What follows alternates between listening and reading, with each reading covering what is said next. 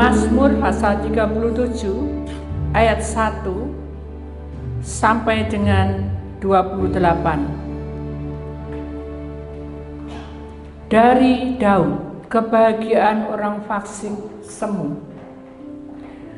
Jangan marah karena orang yang berbuat jahat. Jangan iri hati kepada orang yang berbuat curang, sebab mereka segera lisut seperti rumput dan layu seperti tumbuh-tumbuhan hijau.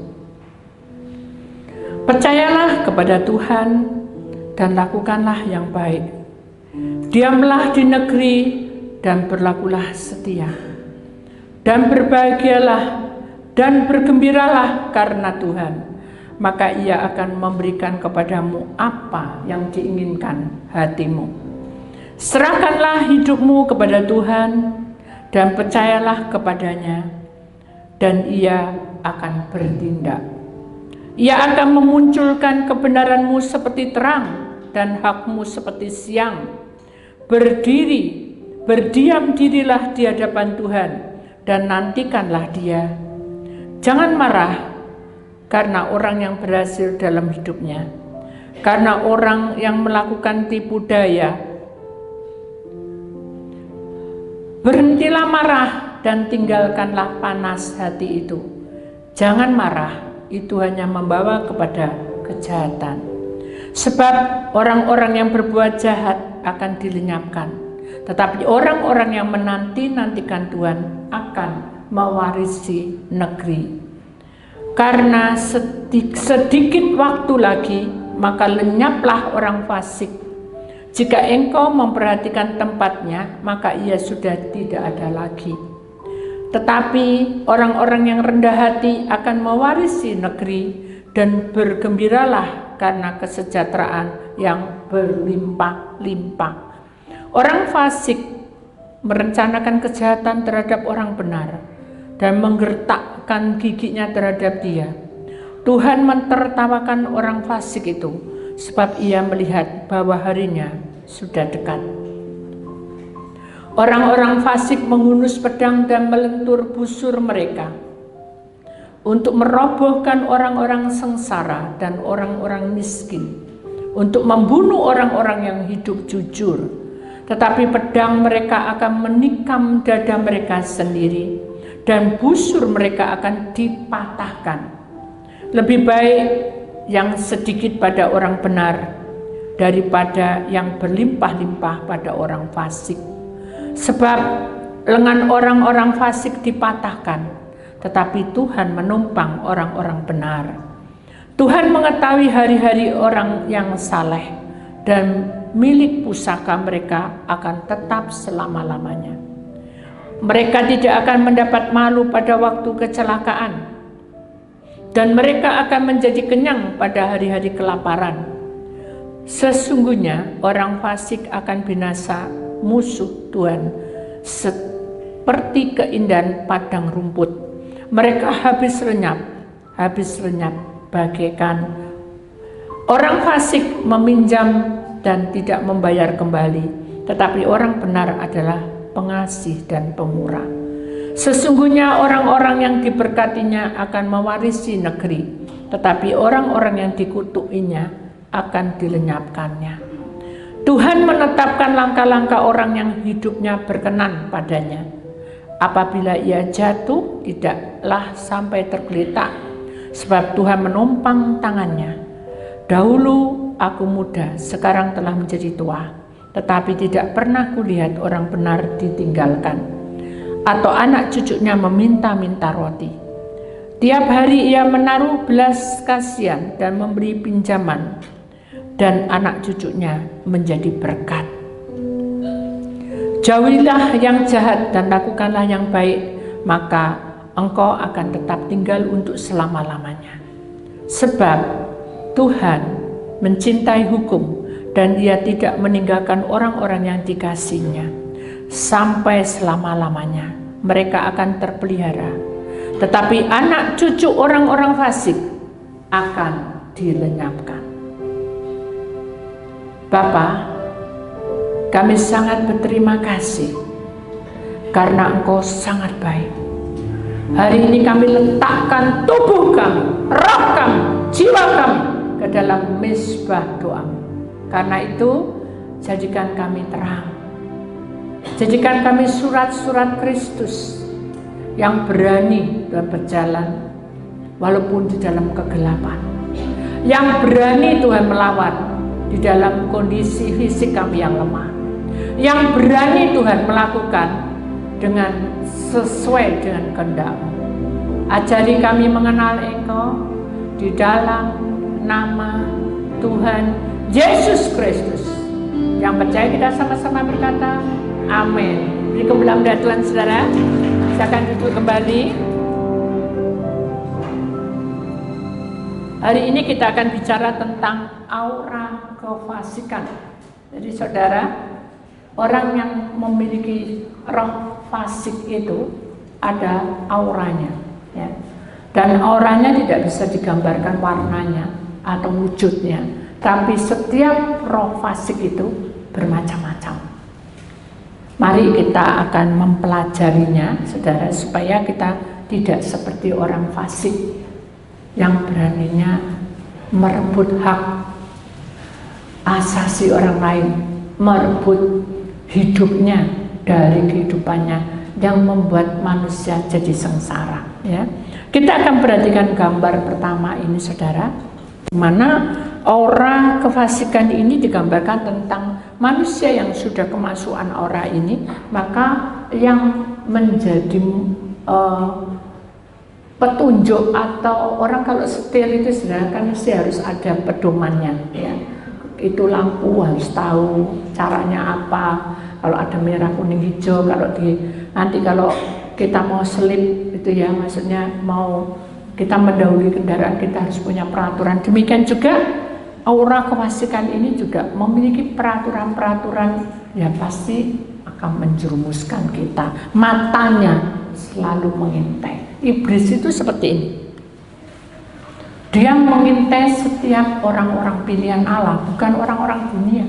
Karena kalau orang-orang dunia pasti tidak ada sesuatu yang memberi hidup. Tapi kalau anak-anak Tuhan, dia jatuh, itu yang dia suka, ya, saudara. Makanya selama kita memiliki firman-Nya, selama kita memiliki Tuhan di tengah-tengah kita, maka iblis yang suka mengintai kita itu kita harus waspada. Amin.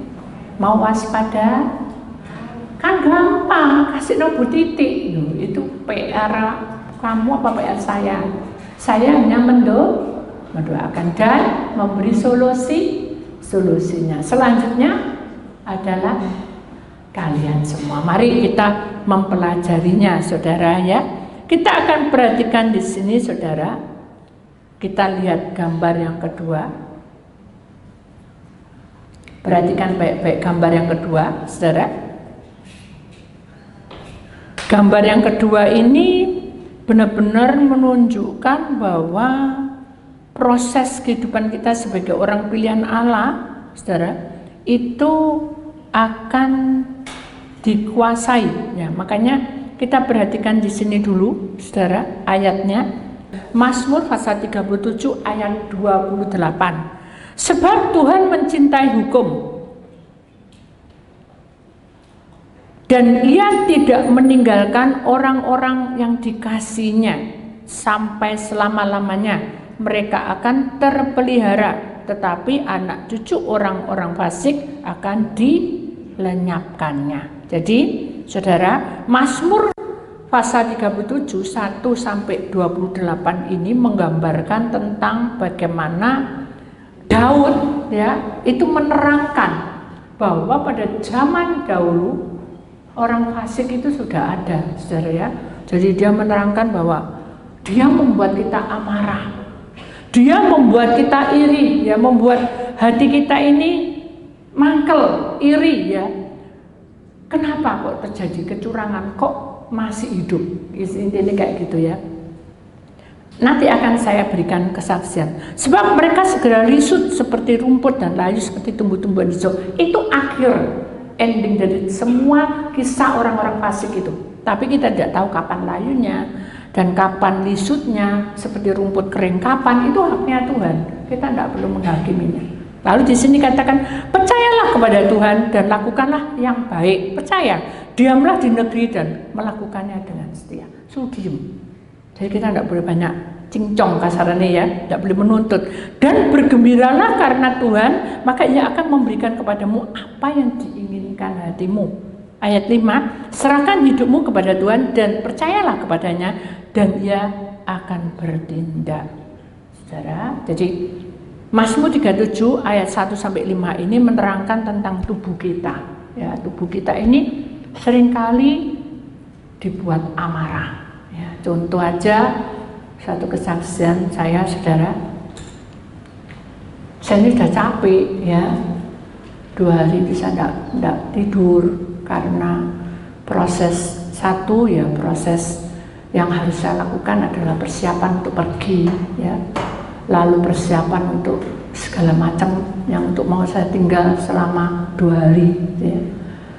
Lalu tubuhnya agak gerges, tahu yang gerges, jadi kalau kena AC itu malah seneng seharusnya, tapi ini benar-benar dingin dan rasanya tidak enak, semua badan sakit semua gitu. Jadi saya itu memaksakan diri, sampai saya ini bilang gini sama Tuhan, Tuhan boleh tak Tuhan, besok itu lek bisa jangan pelayanan dulu, karena saya lagi nggak mood dalam arti fisiknya, tubuh ini sakit semua gitu. Jadi daripada nanti di sana jauh-jauh, terus saya bukan mikirkan orang, yang justru tubuh saya yang saya pikir nanti terus sakit kan jadi ngerepot orang, karena saya pusing.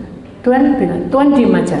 Hanya saya bilang gini, sudahlah ya Tuhan mau, tapi saya terus ngedumbel, tahu ngedumbel ya Tuhan, ampah dengar doa saya ini, kok Tuhan tidak ngomong gitu. Maksudnya nggak ada sesuatu pemberitaan, kadang lewat apapun kan bisa, kadang lewat binatang, kadang lewat panorama keindahan, kadang lewat orang gitu, ada aja.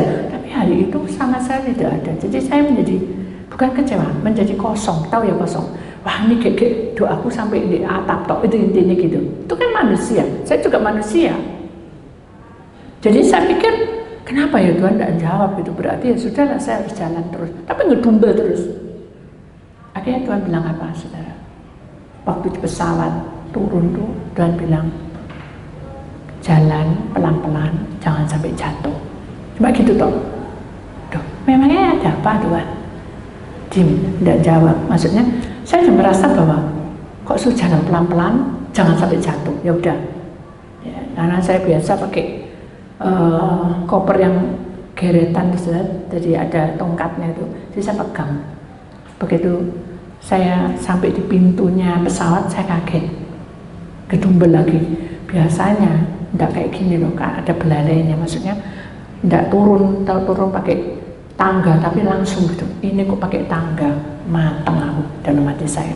Kakiku ini sodok kesel, badan capek semua, ngangkat ini, ngangkat tas, ya opo nih gitu. Intinya kayak gitu sudah. Jadi saya kedumbel dewek. Terus nggak tahu lah apa yang saya tak lakukan. Terus aku pasrah ya, Tuhan suruh aku di sini ya sudahlah, gitu. Sudahlah, sudah turun. Semua orang ini nunggu saya, karena kan saya nggak bisa cepet ya. Ceplok jatuh. Tapi karena saya ditunggu, saya jadi risih.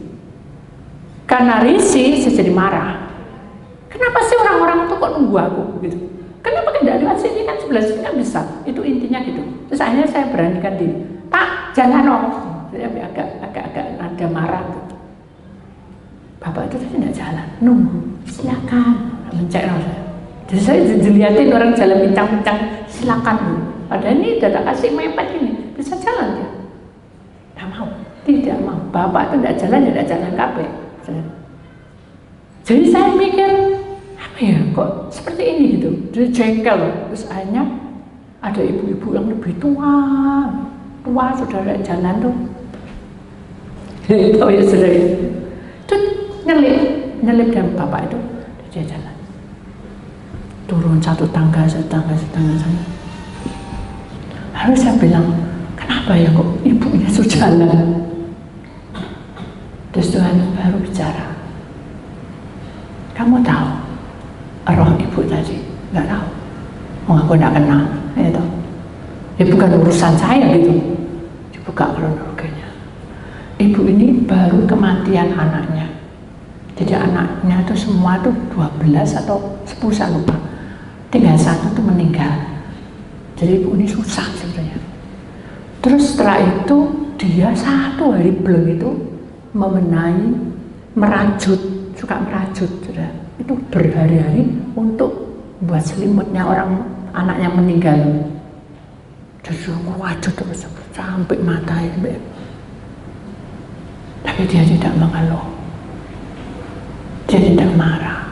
Pada rajutan tadi sudah bagus, ternyata sama cucunya ditarik brodol semua, lepas. Tapi dia kamu pengen merajut ya, merajut itu ditunjukin filmnya saja. Jadi kayak saya jalan tapi Tuhan bisa loh kasih film tuh. Loh, gak marah. Terus akhirnya kembali kepada diri saya sendiri. Lek kamu ya apa?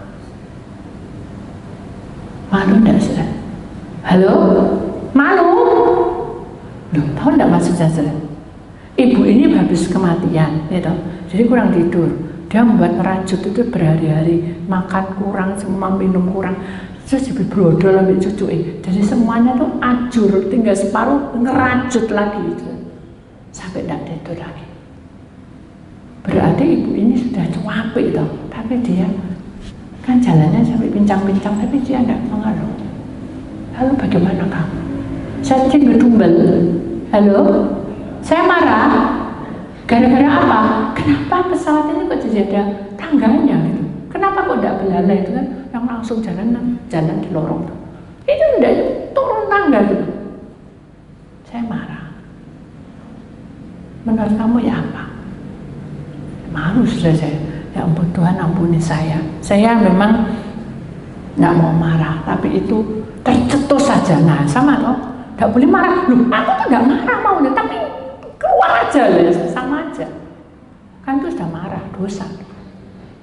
Akhirnya saya bilang ya sudah Tuhan, saya minta ampun ya.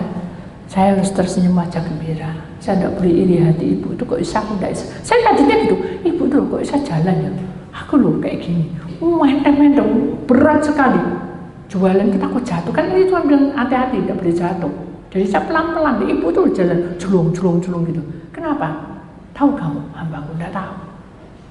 Karena dia punya iman, sebiji sesawi. Wong ini sudah turun kok pesawatnya, aku tak turun. Cuma itu aja. Kelihatannya dia turun mau sampai di tanah, di mana dia harus berjalan menemui cucunya atau menemui siapa saya tidak tahu. Jangan kamu melayani aku, tapi kamu marah-marah. Bisa nyambung. Nah, kalau Tuhan mau perintah marah gitu, apa enggak saya jadi ketekeran, malu. Untung Tuhan bilang, ya apa hambaku, cuma gitu toh. Malu saya. Oh ya, saya enggak boleh iri hati ini. Jangan membuat kamu iri hati. Itu namanya kamu berbuat curang. Itu urusannya, dia sakit enggak sakit, dia kaya enggak kaya, kita enggak ada urusan gitu. Tapi kita sering membanding-bandingkan, si A itu begini, aku kok kayak gini, si B itu begini, aku kok tambah kayak gini. Nah ini sudah, itu akan membuat kamu curang dalam hati. Itu artinya iri hati, tapi enggak, nah, sama aja gitu. Kenapa? Karena enggak pada tempatnya kamu bicara, itu haknya dia dengan Tuhan. Dia jadi, tidak jadi itu urusan. Tapi itu jahat, itu haknya Tuhan. Amin. Jadi itu ada pribadi kita sendiri, urusan pribadimu itu, kan gitu. Tapi kita seringkali tidak mau. Makanya dalam kehidupan manusia itu seringkali kita lemahnya di situ. Makanya Tuhan bilang, sebab itu kamu harus tahu bahwa orang yang fasik, orang yang fasik itu akan seperti rumput, nyusut rumput kering itu bisa tidak ada gunanya. Dia akan seperti itu dan dia tidak akan tumbuh hijau lagi. Sekarang kelihatannya hijau royo-royo berhasil naik, tapi apa yang terjadi tidak tahu kita. Masuk neraka tidak tahu. Intinya kayak gitu sih, kita tidak perlu menghakimi, tidak perlu kita juga berkata hal-hal yang bukan dari diri kita. Intinya gitu. Jadi kita tidak seperti orang fasik. Kemudian di sini dikatakan, percayalah bahwa Tuhan itu akan lakukan yang baik untuk kamu. Akhirnya saya turun, akhirnya sampai saya lega. Saya lihat tengok lagi, aduh tingginya, rasanya mau naik lagi gak kuat. Capek, saya tubuh sakit semua sudah. Jalan tuh ngeleang-ngeleang. Akhirnya Tuhan bilang, percayalah, diamlah kamu dan lakukan itu dengan setia. Ya udah, hanya saya sampai, saya harus setia kan, saya harus melakukan toh, saya harus bisa. Ya udah, saya senyum aja gembira, walaupun capek-capek no. Enak-enak di dua sedih, orangnya gemuk no. Maaf ya, sorry ya. Dalam hati saya gak sopan ngomong, bermaaf, sorry apa, macam-macam maaf, sama maaf ya, ininya keluar semua. Kayak ngurapi gitu ya, minyak urapan saya. Itu saya mau mangkel gitu ya. Saya cuma nggak apa, diam aja. Tapi saya menjauh dari orang itu. Nubruk lagi tipu saya. Jadi sebetulnya orang fasik itu, saudara, kita tidak sengaja kita bisa masuk ini. Kita bisa terbawa arusnya. Kenapa? Karena kita kurang mengerti bagaimana Tuhan itu mendidik kita supaya kita setia apapun hasilnya. Jadi kita harus setia dan bergembira karena Tuhan, bukan bergembira karena diri kita. Kalau bergembira karena diri kita, kalau saya buka kronologi saya juga nggak bisa bergembira. Tapi karena bergembira karena Tuhan, maka Ia memberikan kepadamu apa yang diinginkan hatimu. Jadi Tuhan itu tahu. Makanya kita kalau berdoa tidak usah bertele-tele. Ya. Ucapkan syukur dalam segala perkara. Serahkan hidupmu kepada Tuhan dan percayalah kepadanya. Amin. Jadi kita harus percaya. Ini diulang lagi. Percaya itu sampai 2 kali. Ayat 3 dan ayat 5. Percayalah kepada Tuhan. Karena Tuhan tidak pernah apa? Berdusta. Betul tidak? Lagu yang kemarin kita pernah lakukan apa? Tuhan tidak pernah berdusta pada kita. Amin. Kemudian kita juga tahu bahwa fisik kita yang lemah ini jangan kita terbawa arus. Ya, contoh nih ya, kita salaman, kenal ya, kita sudah kenal sih sama orang ya, kenal. Wah, kamu sekarang begini. Ya, enggak apa-apa sih. Ya, sekarang kamu masih ngelesik kayak gini. Oh enggak, saya sudah melayani Tuhan. Sudah beda sudah gayanya. Karena saya tahu bahwa kalau saya belanja mesti ditemani dia. Jadi dia tahu Hilton itu harganya kan mahal-mahal. Jadi saya juga enggak mau oh ini mahal, enggak. Tapi dengan saya membayar itu dia tahu bahwa ini pengeluarannya banyak. Saya begitu saya jadi hamba Tuhan, saudara, dipelengosi tok, saudara. Oh, yaudah ya. Kalau saya tidak memiliki hati percaya pada Tuhan, tentu saya akan menjadi sakit hati, betul enggak? Ya sudah, enggak apa-apa. Itu sudah ketemu di bandara itu ketemu. Jadi ya sudah, ya enggak apa-apa. Hanya saya ketemu, ini kita lanjutin kesaksian. Ketemu dengan orang yang memanggil saya. Bu Titi ya, senang saya. Pokoknya senang penyambutan baik. Saya bersyukur gitu. Karena dengan posisi capek disambut bukan karena saya pengen disambut, tapi dengan penyambutan itu saya menjadi tenang bahwa dia mau menerima saya. Gitu. Hanya konseling tiba. Semua itu tegang. Dari sana sampai sana tuh orangnya 20. Semua tegang mukanya. Akhirnya yang pertama, mungkin di sebelah sini dengar rohmu itu tidak ada. Situ yang sebelah sini bilang sama yang belakang, oh enek roh gak ada. Dan sebelah sana mati, jawab itu saya. Terus saya kaget, apa yang bunyi mati? Tapi saya masih belum terasa. Hanya saya gini, harus begini. Kalau roh tidak ada, saya terangkan. Kalau roh tidak ada bukan mati. Kita tuh punya 3, tubuh, roh, dan jiwa. Kalau tubuh mati berarti kan mati kita. Iblis tidak bisa mengambil tubuh, tapi dia mempermainkan dengan penyakit-penyakit. Tapi kalau roh itu bisa dicomot. Mama contoh, kamu setir, kamu marah-marah, kamu mikirin senda-enda, dalam arti Ya itu tadi, kenapa ya aku hidup kok kayak gini, kok begini. Itu bahaya saudara. Iblis akan tangkap kita, matanya akan ngawasi kita. Begitu lengah, dicomot roh kita. Jadi roh kita tidak ada, bukan mati, tapi hidup, tapi hambar. Jadi diomongin ke apapun, wis pokoknya ngomong apa wis enggak masuk buku, enggak masuk. Jadi kayak orang bukan linglung, kayak orang enggak ngeh. Itu pasti saudara. Saya paham enggak maksud saya? Orang yang enggak ngeh. Contoh nih aja ya, kita di satu restoran atau di depot ya. Ada orang kan mbak tante-tante, ya. Tuhan bilang rohnya tidak ada. Waduh. Lek rohnya tidak ada, berulang-ulang kita terang no, ya. Bener. Mau pesen apa bu? Nasi goreng 1. Ya. Terus nanti nasi goreng lagi 1 tapi tidak pedes. Catat deh sama dia. Terus sama cuma 2 macam. Sama air, satunya air es ya. Satunya teh tapi tawar. Oh ya. Balik lagi. Tak ulang ya bu. Nasi goreng 1, bakmi 1, kok ada bakmi? Udah pesen bakmi? Oh iya toh. Ya sudah tak coret, sirup 1, loh udah ada sirup. Oh iya toh.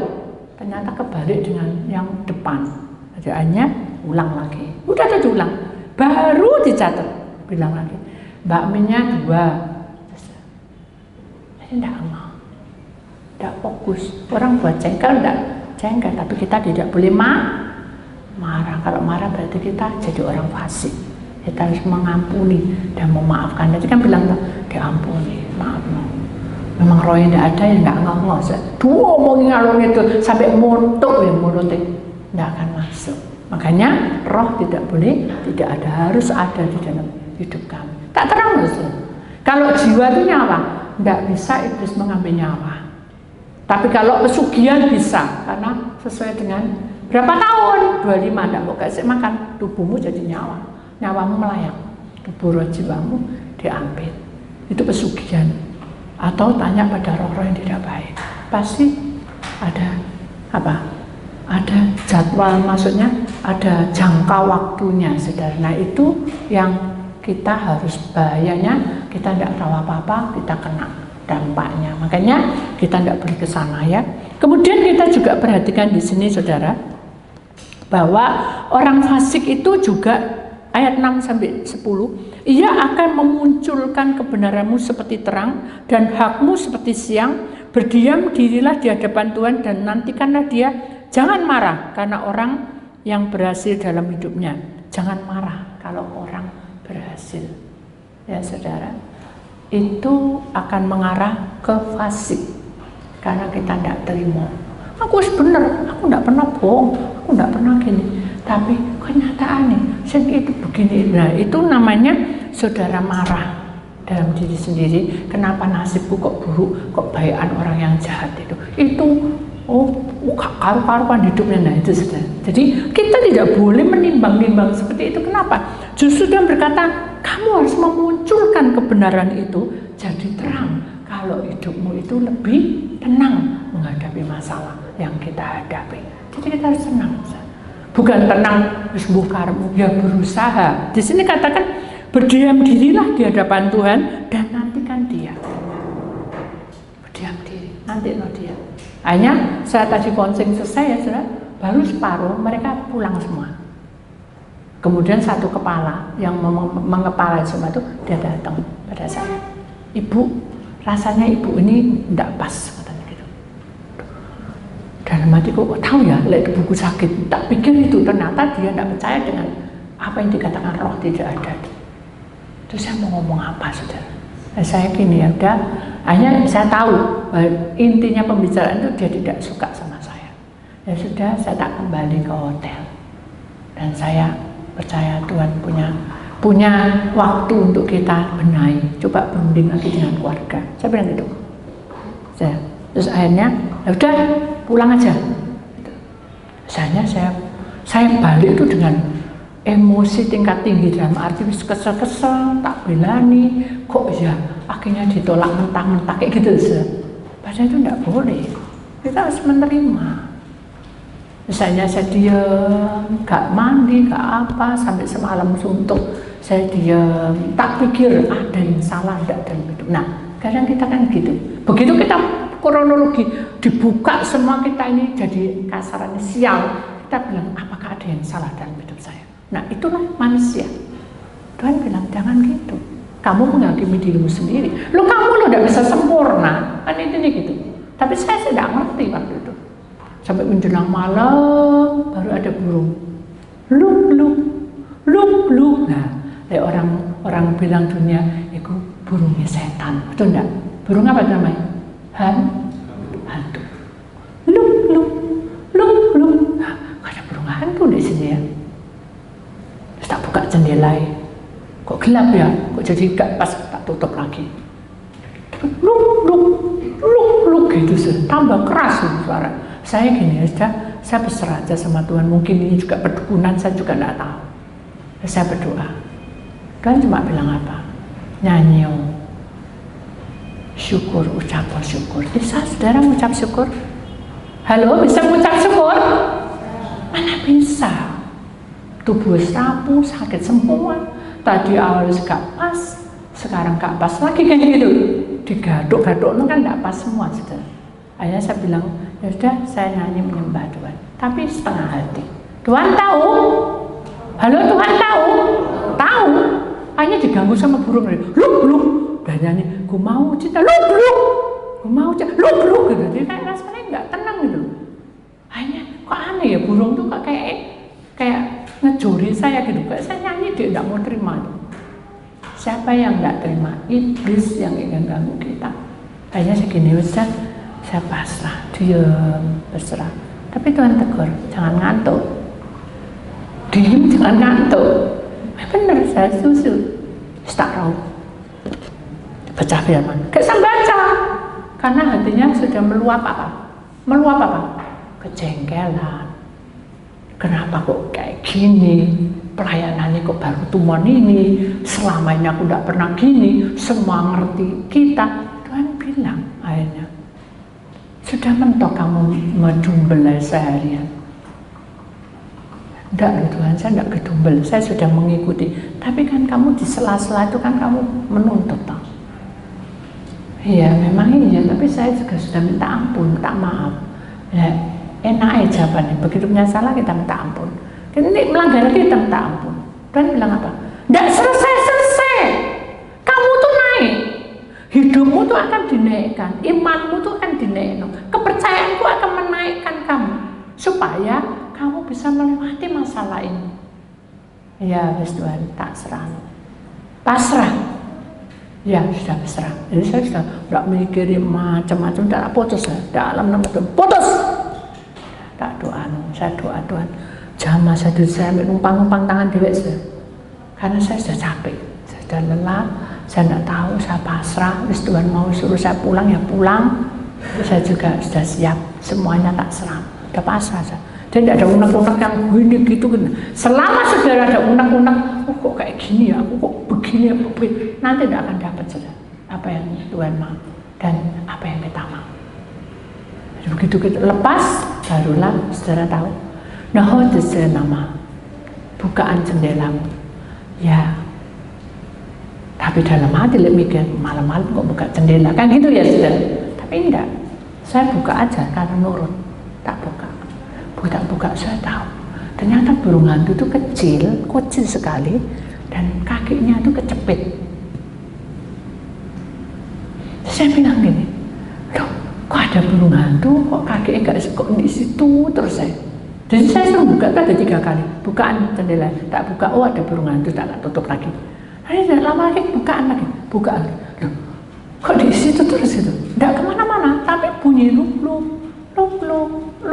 gitu. Ya wis Tuhan, aku pasrah. Baru dibuka kronologi suara bahasa binatang. Tolonglah aku. Gitu sih. Akhirnya saya bingung. Loh, minta tolong apa ya? Saya buka lagi jendelanya. Saya perhatikan sayapnya tidak luka, semua tidak luka. Tak lihat, kaki kok 1 ya? Oh mungkin dimasuk dalam. Oh enggak, kakinya enggak. Kok gini-gini ya? Baru tahu pak kakinya kecepit. Tapi saya kan nggak mungkin keluar dari situ, saudara. Betul nggak? Saya nggak tahu tuh lewat mana. Betul nggak? Hanya saya bilang gini, Tuhan, saya nggak tahu. Nah itu saudara, saya nggak tahu. Saya pasrah, nggak tahu. Ya apa caranya nolong burung itu? Kasihan Tuhan. Saya berserah, saya nggak tahu. Itu saja. Jadi begitu kita punya masalah, jedok nggak ada, kan nggak ada jalan keluar dari mana itu jendela, dan lewat mana kita nggak tahu, itu lantai tinggi. Lah saya jatuh nanti. Intinya kan gitu, nggak ada jalan lain. Ya berserah sama Tuhan. Begitu berserah, Tuhan bilang, jangan takut.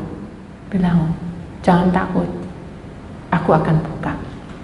Aku yang bilang, saya bilang, burung hantu jangan takut ya. Tapi tidak bisa bahasa gluk gitu sudah. Aneh, gluk jadi aneh sudah. Jadi saya cuma bilang, jangan takut ya burung. Kata Tuhan, tidak boleh takut. Kamu tenang aja ya. Pasti Tuhan buka jalan. Gini saya. Kepala digini-gini loh. Kayak orang nari-nari gitu. Dan saya bilang, tanya, Tuhan kenapa mak kepala gini? Dia bilang apa? Ya aku percaya.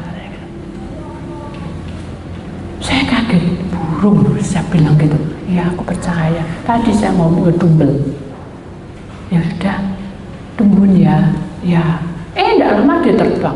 Terus saya bilang, Tuhan, ya apa caranya? Tuhan bilang, dengan cara Bapa. Enggak bisa pakai pikiran manusia. Cuma dia merintah. Hei kaki loh saudara. Ayo kecil no, dan jalan terbang. Cuma begini kecil. Keluar saudara. Tuhan baik, Tuhan ajaib, Tuhan banyak cara. Beri kemuliaan Tuhan saudara ya. Itu perkara kecil, perkara burung hantu yang kecepit kakinya. Masalah kita lebih besar, betul enggak? Makanya Tuhan bilang, dalam perkara kecil kamu bisa, pasti perkara besar pasti bisa. Caranya apa? Yaitu tadi hal-hal yang kecil. Contoh, ini contoh. Di sini tidak ada. Saya ada. Pakai kaos kaki. Kaos kaki keliru. Kita tergesa-gesa. Kira-kira kita marah enggak? Halo? Kita gerutu enggak? Menceno kaos kaki ini. Kamu sih gitu saja. Apa sih kok gak masuk-masuk? Gitu. Benar enggak? Benar enggak? Ada yang gitu kan? Kalau enggak gitu dibuang dah, enggak pakai kaos kaki itu. Betul enggak? Nah, itulah sifat manusia. Dari perkara kecil kamu tidak sabar, apalagi perkara besar kamu tidak akan bisa. Harus telaten, sabar, dimasuk pelan-pelan. Karena butuh proses untuk menyamakan kakimu. Nah, itu intinya kayak gitu. Apapun yang kamu lakukan, baik itu pekerjaan, baik itu apa yang kamu hadapi, perkara kecil ini saudara selesai. Nanti perkara besar pasti Tuhan menyelesaikan. Kenapa? Karena kita percaya bahwa Tuhan ada bersama kita. Amin. Demikian juga di sini dikatakan saudara, berdiamlah diri di hadapan Tuhan. Tadi saya sudah berdiam diri. Jangan marah karena orang yang berhasil di dalam hidupnya. Jadi kita tidak perlu, karena dia begini, makanya dia seenaknya. Saya bilang gitu. Tapi saya ditegur Tuhan. Tidak boleh kamu bilang kamu kok berkata kamu marah kasarnya kok orang itu seenaknya dewe ya, kamu sudah berhasil. Tidak boleh. Amin. Jadi mari kita belajar untuk betul-betul kita belajar berhentilah marah, tinggalkan panas hatimu. Saya panas kan hati saya. Begitu saya lihat burung tuh, kok bisa saya lepas, sudah saya pasrah. Jangan marah, ulang lagi. Jangan marah, itu hanya membawa kepada kejahatan. Kalau rohmu selalu ada, tubuhmu marah terus rohmu akan keluar, saudara. Tidak kuat ya. Roh itu penurut, roh itu kudus sebetulnya.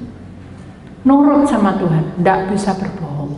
Karena kamu terus menyiksa terus dalam hidupnya, marah-marah, roh itu keluar. Tidak kerasan, saudara. Tidak akan mau tinggal di dalam tubuhmu yang suka marah. Di sini katakan, sebab orang-orang yang berbuat jahat akan dilenyapkan, tetapi orang-orang yang menanti-nantikan Tuhan mewarisi negeri. Karena sedikit waktu lagi maka lenyaplah orang fasik. Jika engkau memperhatikan tempatnya, maka ia sudah tidak ada lagi. Jadi sebetulnya orang fasik tidak ada di surga tempatnya. Pasti tidak ada tempat. Maka itu kita tidak boleh arah ke sana. Amin. kita harus berjuang. Kita punya iman sebiji sesawi, kita harus bertahan sampai Tuhan membuktikan bahwa Tuhan itu bekerja di tengah-tengah kita. Kita harus mengalir, saudara, semua sesuai dengan kehendak Tuhan. Amin. Itu adalah roh kita. Jadi kita tidak boleh ada amarah terus di dalam hidup kita, membara sampai panas, tidak boleh. Karena itu roh akan keluar masuk. Ya. Kemudian ayat 11 sampai dengan 15 itu jiwa, nyawa ya. Tetapi orang-orang rendah hati akan mewarisi negeri dan bergembira karena kesejahteraan yang berlimpah-limpah. Jadi kalau jiwa kita ini punya hati yang rendah hati, saudara, maka hidup kita ini akan mewarisi negeri ya. Kan kalau jiwa itu adalah hati, pikiran, dan apa saja? Perasaan. Ya, jadi kalau hati kita rendah hati, maka kita akan mewarisi negeri, bergembira karena kesejahteraan yang berlimpah-limpah. Sejahtera itu bukan karena dapat uang, saudara. Sejahtera itu adalah di mana kita sehat-sehat, kita bersama dengan keluarga, rukun, damai. Itu adalah sejahtera. Amin.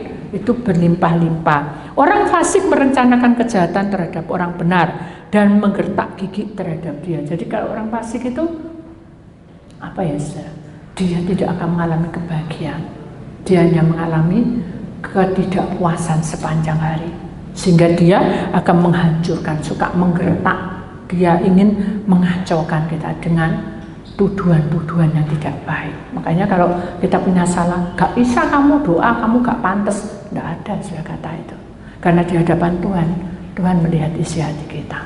Amin. Kita harus lewati, ya saudara. Tuhan mentertawakan orang fasik itu sebab ia melihat bahwa harinya sudah dekat. Benar. Jadi Tuhan mentertawakan bahwa hahaha, bukan itu. Tapi dia melihat ini apa? Tidak bisa diatur. Orang fasik itu susah diatur. Orang-orang fasik menghunus pedang dan melentur busur mereka untuk merobohkan orang-orang sengsara dan orang-orang miskin, untuk membunuh orang-orang yang hidup jujur. Jadi hatinya selalu ingin perang. Pedang itu kan perang. Dia ingin melenturkan busur itu, dia akan mendoktrin hidup kita supaya kita menjadi goncang dan menjadi orang fasik dan merobohkan orang-orang yang sengsara. Jadi sudah soro, sudah orang bilang tidak punya apa-apa, masih diserang, sudah. Dan orang-orang miskin itu adalah orang-orang yang tidak memiliki sesuatu kebahagiaan.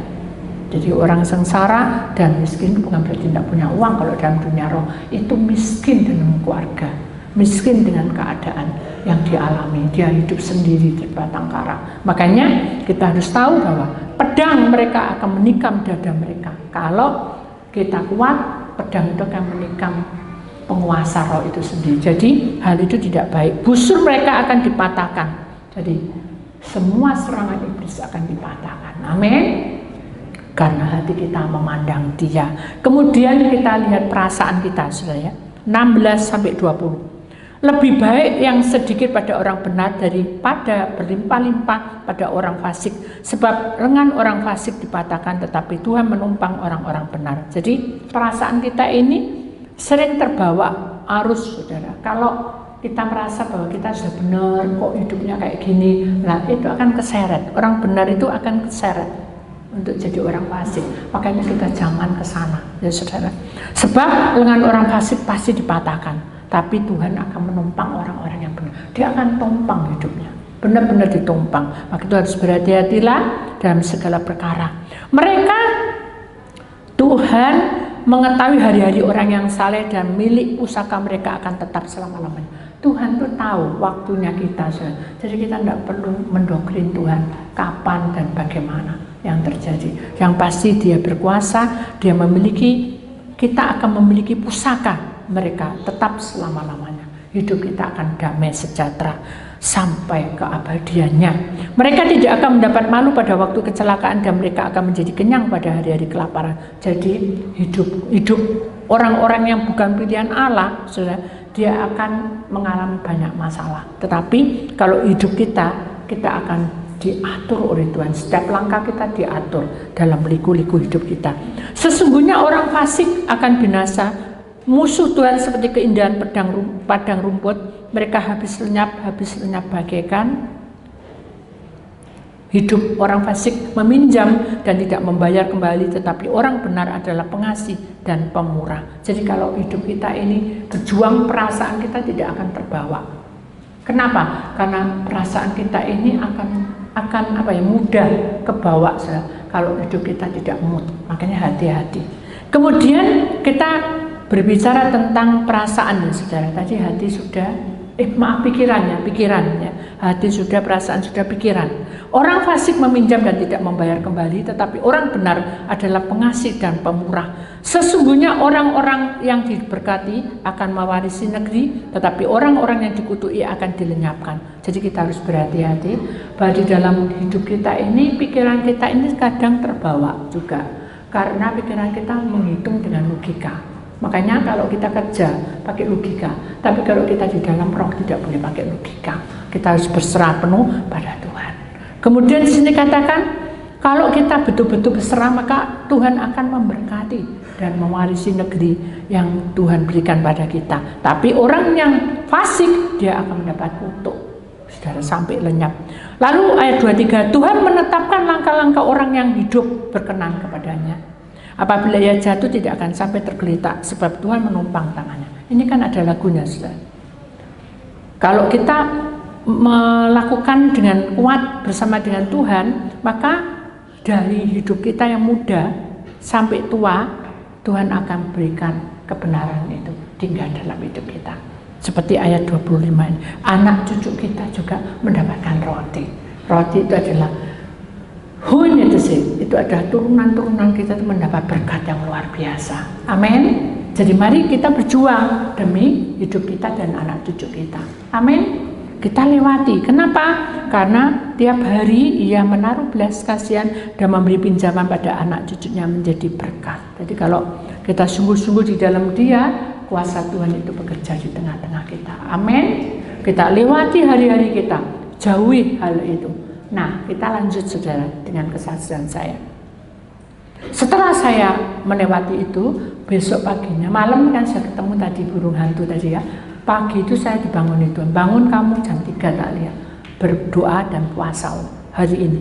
Puasa Tuhan, belum makan, tidak apa-apa puasa, hanya saya puasa. Saya puasa sampai breakfast itu saya tidak boleh makan sama Tuhan, puasa. Terus akhirnya saya datang, mereka sudah mukanya sudah tidak suka semua. Terus saya bilang apa Tuhan? Bilang, aku melayani karena Tuhan. Dan siapa yang mau konsing silakan. Tidak akan mau Tuhan.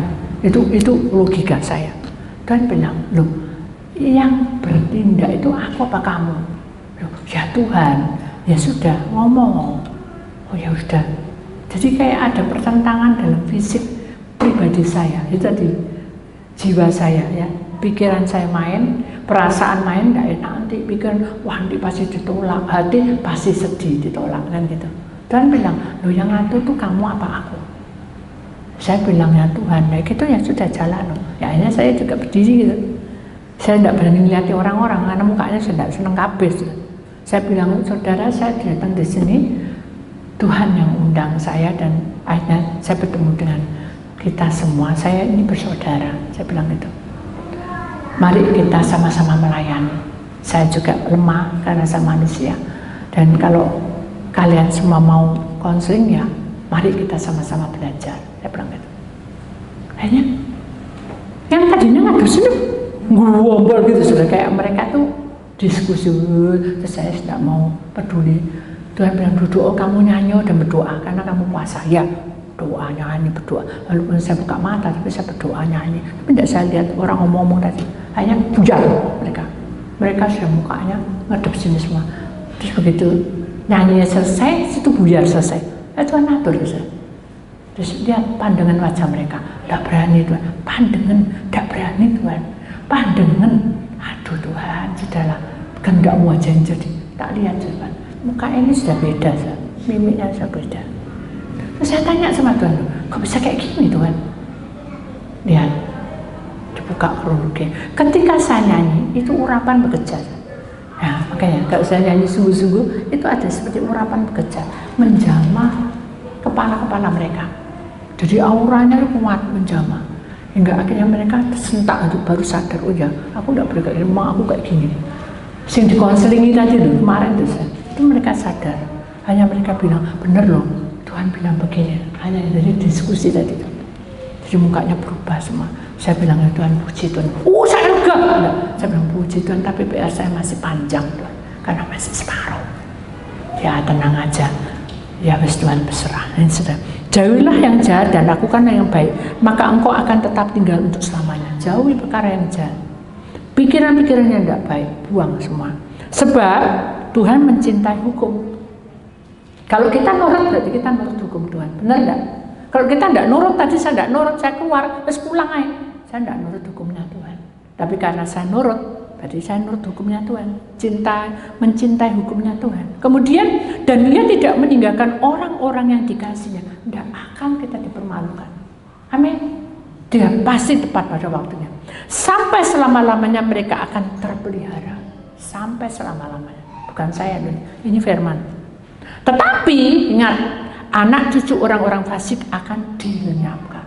Jadi orang-orang yang fasik itu pasti akan mendapat hukuman. Mari saudara, kita tidak boleh arah ke sini orang fasik. Kita harus benar-benar menjauhi orang jahat, kelakuan-kelakuan yang tidak baik itu harus buang semua, saudara. Pikiran-pikiran tidak baik tadi loh, yang kok gini kok sudah dibuang. Begitu saya sudah Tuhan, saya amin. Ya, saya duduk, orang itu datang, suami istri. Terus sudah selesai, terima kasih. Saya tidak butuh dihormati, tapi dari mimiknya dia percaya. Semua sampai selesai. Begitu selesai baru kita pelepasan. Akhirnya mereka bertobat. Detik ini mereka betul-betul semuanya sesuai dengan kehendak Tuhan. Tuhan baik. Tuhan baik. Itulah saudara firman Tuhan. Kita akan perhatikan gambarnya. Gambar yang kedua. Tadi yang ayat Mazmur 37. Mazmur 37 ayat 28. Sebab Tuhan mencintai hukum dan Ia meninggalkan Ia tidak meninggalkan orang-orang yang dikasihnya. Sampai selama-lamanya mereka akan terpelihara, tetapi anak cucu orang-orang fasik akan dilenyapkan. Jadi iblis lagi mengintai, dia akan mengikat orang-orang fasik itu, dan kita tidak bisa berbuat apa-apa kalau sudah diikatnya. Kalau kita tidak ada pengampunan dan kita tidak datang pada Tuhan, tidak ada jalan keluarnya. Jadi mari kita hati-hati. Lalu kata-kata indah yang ketiga, gambar ketiga, di sudut gelap aura kefasikan menyelimuti, merusak hati dan jiwa. Betul toh? Merusak semua toh? Menghancurkan kedamaian, membawa derita, membawa jiwa-jiwa jauh dari kebenaran. Jadi kita ini makin jauh, jiwa kita jadi kecewa sama Tuhan. Keluar katanya, keluar dari belenggu itu, patahkan belenggu itu, pandang salib Kristus, andalkan kekuatannya. Kenapa? Karena Dia yang Maha Agung, Dia yang Maha Agung telah mempersiapkan yang bukan baik, yang terbaik. Itu berarti di atas segalanya. Amin. Mari kita imani bahwa semuanya itu jalurnya Tuhan. Amin. Ya, itulah firman Tuhan supaya saudara mengerti bahwa kita tidak boleh masuk ke fasik. Ya, itulah yang harus kita jauhi. Dan firman Tuhan betul-betul indah pada waktu ini menerangkan bahwa aura kefasikan itu tidak baik.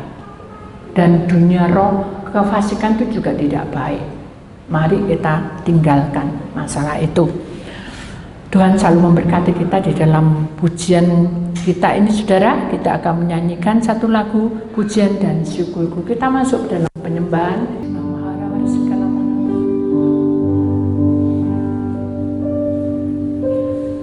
Pujian dan syukurku ku bawa padamu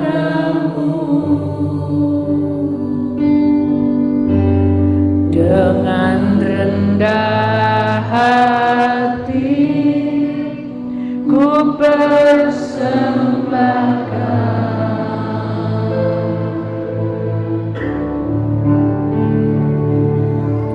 sadar bila ku ada hanya karena anugerah.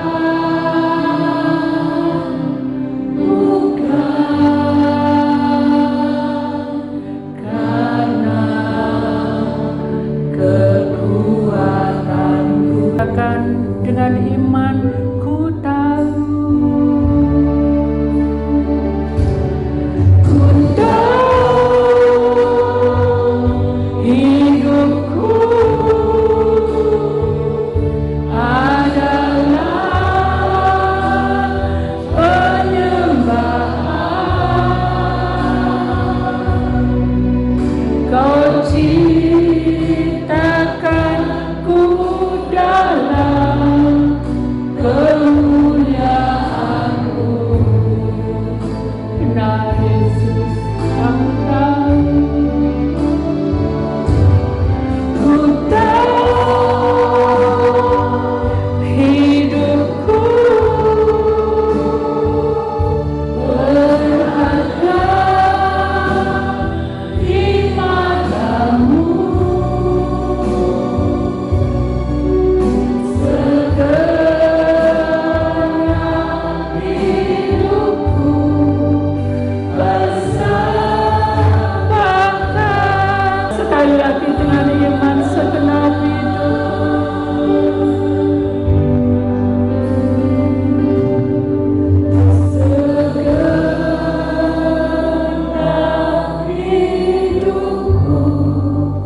bersamakan.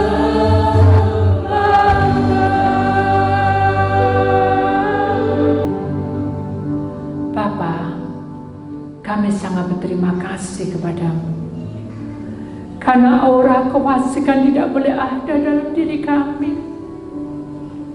Kata-kata yang tidak membangun juga tidak boleh ada dalam diri kami. Biarlah kami tekun dan sabar menanti. Biarlah kami tekun dan tabah untuk menjalaninya. Biarlah kami duduk diam di bawah kaki-Mu dan menyerahkan hidup kami kepadamu. Ajari kami setia. Walaupun gelombang hidup ini berganti, mungkin lebih sengsara lagi, tapi Engkau selalu berkata, berbahagialah kamu yang karena hidupmu dihina, kamu adalah milikku dan kamu memiliki kerajaan surga di tengah-tengah. Dan jangan kamu khawatir akan hari-harimu, karena karyaku turun di tengah-tengahmu. Dan berbahagialah kamu karena kamu mengalami aniaya dan penderitaan, karena upahmu besar di surga. Dan berjuanglah kamu dan kenali akan suaraku dengan firman dan pujian. Lewat itulah aku bicara kepadamu. Karena itu dengarkanlah baik-baik, karena aku tidak pernah meninggalkanmu. Terima kasih Tuhan. Terima kasih Tuhan. Mari kita angkat tangan kita, katakan terima kasih Tuhan. Terima kasih. Terima kasih Tuhan. Terima kasih. Walaupun doamu belum terjawab, terima kasih Tuhan. Walaupun kamu belum terjawab apa yang menjadi kerinduan, terima kasih Tuhan. Karena Engkau baik di atas segalanya. Hari ini kami berdoa untuk firman-Mu. Biarkan firman-Mu melekat dalam hati kami. Karena itu kami yakin bahwa di dalam kuasa-Mu ada kebenaran. Di dalam kuasa-Mu ada urapan. Di dalam kuasa-Mu ada jawaban. Di dalam kuasa-Mu ada kebenaran. Di dalam kuasa-Mu ada mujizat. Di dalam kuasa-Mu ada kemuliaan-Mu. Di dalam kuasa-Mu ada urapan-Mu. Karena kami percaya, angkat tanganmu tinggi-tinggi. Dengan berkat-berkat inilah kami terima. Ladang hidupmu diberkati, ladang rohanimu diberkati, ladang kesehatanmu diberkati, ladang pelayananmu diberkati, ladang keluargamu diberkati, ladang pekerjaanmu diberkati, ladang pergumulanmu Tuhan ikut campur tangan dalam nama Tuhan Yesus. Yang percaya kita sama-sama berkata, amin. Itu Tuhan, saya akan kembali.